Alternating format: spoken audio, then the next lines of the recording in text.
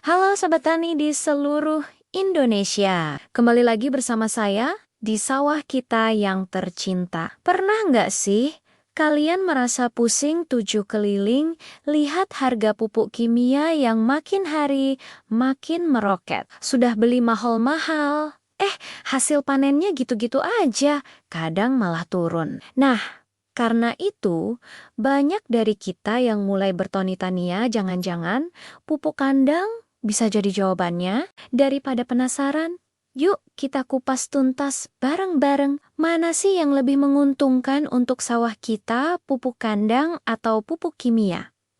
Jangan kemana-mana, tonton sampai habis ya. Sobat Tani, pertama-tama mari kita bahas pemain yang sudah sangat kita kenal, yaitu pupuk kimia. Sebut saja urea SP236 atau KCl. Kelebihan utamanya apa? Tentu saja, efeknya yang super cepat. Begitu kita tabur, nutrisinya langsung siap saji untuk diserap tanaman. Nggak heran, dalam waktu singkat daun padi kita bisa langsung kelihatan lebih hijau segar. Batangnya juga jadi lebih kokoh dan besar. Ibaratnya seperti memberikan minuman energi instan, langsung terasa tenaganya. Inilah yang membuat banyak petani jatuh cinta pada pupuk kimia, karena hasilnya bisa langsung terlihat di depan mata. Praktis, cepat, dan hasilnya tampak memuaskan dalam waktu singkat. Tapi, tunggu dulu Sobat Tani, di balik kecepatan itu, ada sisi lain yang perlu kita waspadai. Penggunaan pupuk kimia secara terus-menerus, apalagi dalam dosis tinggi dan tanpa diimbangi bahan organik, bisa membawa dampak buruk jangka panjang bagi tanah kita. Coba deh perhatikan, tanah yang terlalu sering dicekoki pupuk kimia lama-kelamaan akan menjadi keras dan padat. Kenapa bisa begitu? Karena bahan organik di dalamnya terkikis dan struktur tanahnya rusak. Akibatnya, saat tanah mengeras, akar tanaman jadi susah menembus dan mencari nutrisi. Selain itu, pupuk kimia cenderung membuat tanah menjadi lebih asam. Tanah yang terlalu asam akan mengganggu ketersediaan unsur hara penting bagi tanaman. Dan yang paling parah, kehidupan di dalam tanah, yaitu mikroorganisme, baik seperti cacing dan bakteri pengurai, bisa mati. Padahal, merekalah pekerja tak terlihat yang membuat tanah kita subur dan sehat. Kalau mereka mati, tanah kita jadi seperti tanah mati.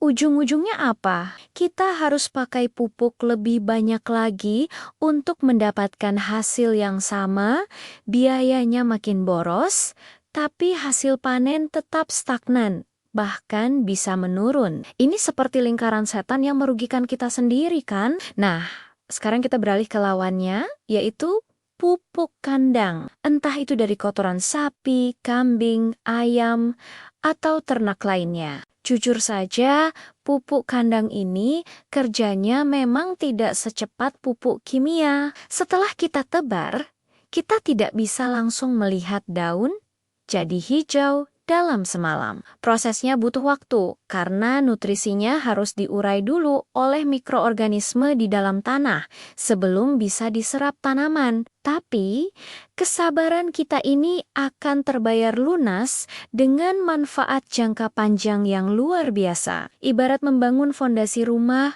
prosesnya lama tapi hasilnya kokoh dan awet. Apa saja keajaiban pupuk kandang? Pertama, pupuk kandang adalah makanan utama bagi tanah. Ia akan memperbaiki struktur tanah yang tadinya keras menjadi lebih gembur dan remah. Tanah yang gembur memungkinkan akar tanaman untuk bernapas dan berkembang dengan leluasa, mencari air dan nutrisi lebih dalam. Kedua, pupuk kandang ini ibaratnya membangunkan kembali para mikroba tanah yang tadinya pingsan karena bahan kimia. Kehidupan di dalam tanah menjadi aktif kembali. Mereka bekerja tanpa henti, mengurai bahan organik, menciptakan humus, dan membuat unsur hara jadi lebih tersedia untuk tanaman. Tanah kita jadi hidup lagi. Fakta menariknya, Sobat Tani, ketika tanah kita sudah hidup dan sehat, berkat pupuk kandang, kemampuan tanah untuk menyerap dan memanfaatkan pupuk kimia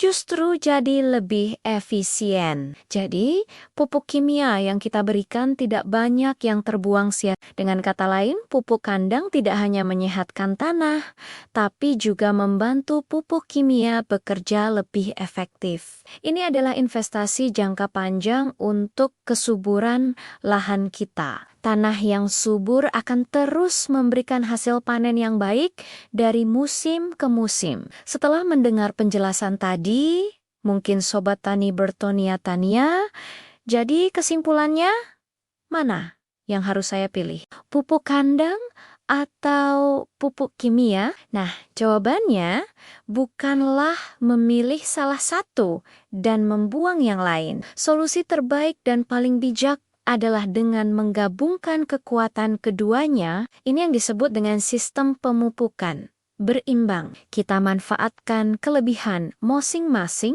untuk hasil yang optimal dan berkelanjutan. Bagaimana caranya? Gampang saja, gunakan pupuk kandang atau kompos sebagai pupuk dasar saat kita melakukan olah tanah sebelum tanam. Berikan dalam jumlah yang cukup agar fondasi kesuburan tanah kita terbentuk dengan baik. Pupuk kandang akan bekerja perlahan memperbaiki tanah, menyediakan nutrisi jangka panjang, dan menciptakan ekosistem tanah yang sehat. Setelah tanaman mulai tumbuh, barulah kita berikan suntikan nutrisi tambahan dari pupuk kimia sesuai dengan fase pertumbuhannya. Misalnya, saat fase anakan kita butuh banyak nitrogen, kita bisa berikan urea. Saat fase pengisian bulir, kita butuh kalium, kita berikan KCl. Tentu saja, dosisnya disesuaikan dengan kebutuhan, tidak berlebihan. Dengan strategi kombinasi ini, kita bisa mendapatkan banyak keuntungan. Pertama, hasil panen tetap tinggi karena tanaman mendapatkan nutrisi instan dari pupuk kimia pada saat yang tepat. Kedua, biaya pembelian pupuk kimia bisa ditekan dan lebih hemat karena penggunaannya lebih efisien dan tidak boros. Ketiga, dan yang paling penting, kesehatan dan kesuburan tanah kita tetap terjaga untuk jangka panjang. Sawah kita tidak hanya produktif musim ini, tapi juga untuk anak cucu kita nanti. Sebagai penutup, mari kita ingat analogi sederhana ini. Anggap saja pupuk kimia itu seperti makanan cepat saji. Praktis, bikin kenyang seketika. Tapi kalau dikonsumsi terus-menerus tanpa gizi seimbang, badan kita jadi tidak sehat. Sedangkan pupuk kandang itu ibarat masakan rumahan yang kita masak sendiri. Prosesnya mungkin lebih lama dan butuh usaha, tapi penuh gizi, menyehatkan tubuh kita dari dalam, dan membuat kita kuat untuk jangka panjang. Tanah kita pun sama seperti tubuh kita, butuh nutrisi yang seimbang. Yuk, mulai sekarang kita rawat tanah kita dengan lebih bijak, karena tanah yang subur dan sehat adalah kunci utama menuju panen yang melimpah dan berkelanjutan. Terima kasih banyak sudah menyimak video ini sampai selesai, Sobat Tani. Semoga apa yang saya sampaikan bisa bermanfaat dan memberikan inspirasi baru untuk kita semua. Jangan lupa bagikan video ini ke teman-teman petani lainnya ya. Kalau ada pertanyaan atau ingin berbagi pengalaman, langsung saja tulis di kolom komentar di bawah.